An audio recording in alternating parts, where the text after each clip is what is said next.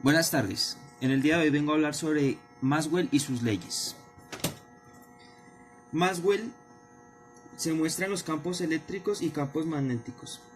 Están relacionados entre sí, de tal forma que cualquier variación del campo eléctrico produce un campo magnético y cualquier variación del campo magnético produce un campo eléctrico. Tenemos 4 leyes de Maxwell. La primera ley es la ley de Gauss de campo eléctrico. La segunda es ley de Gauss de campo magnético. La tercera es la ley de Faraday. Y la cuarta ley es la ley de Ampère. En el día de hoy me vengo a enfocar en la ley de Gauss de campo eléctrico, que es la primera ley. ¿Para qué sirve? Sirve para calcular el campo eléctrico de donde la simetría es esférica, cilíndrica o está distribuida uniformemente en un plano o en una placa infinita. El flujo eléctrico. En una superficie plana es atravesada por líneas de campo eléctrico. El campo eléctrico es uniforme. El flujo eléctrico es la magnitud por el área superficial, por coseno de teta, donde teta es el ángulo del vector campo eléctrico y el vector normal a la superficie. Forma un ángulo de 90 grados.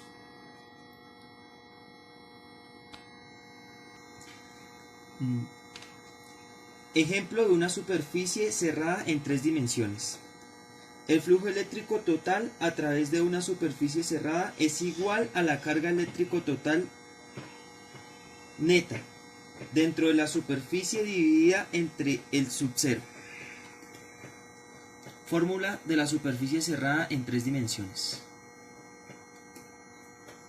Características. La superficie que encierra a la carga neta y son atravesadas por las líneas del campo eléctrico son conocidas como superficie gaussiana. La superficie gaussiana es una superficie imaginaria, es decir, la que está afuera del contorno de la distribución de carga. La ley de Gauss es útil cuando la simetría del valor del campo eléctrico es constante sobre la superficie gaussiana, como se puede observar en la imagen. Vector Poynting es el producto vectorial del campo eléctrico y la intensidad del campo magnético. Es conocido con el símbolo S.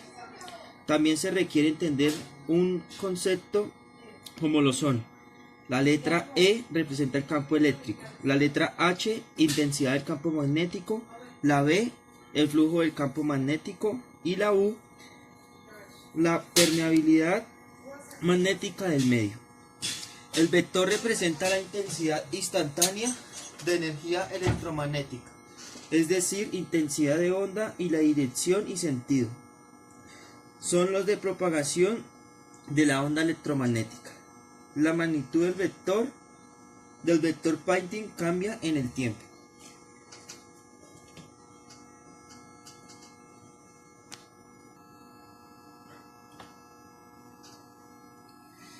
Irradiancia es el promedio del vector sobre un tiempo muy superior al periodo de la onda.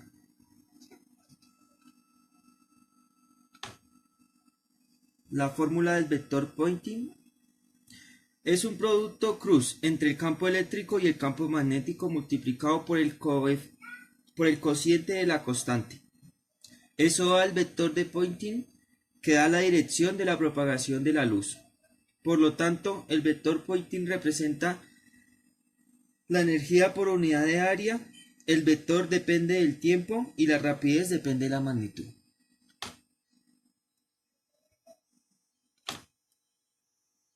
Muchas gracias.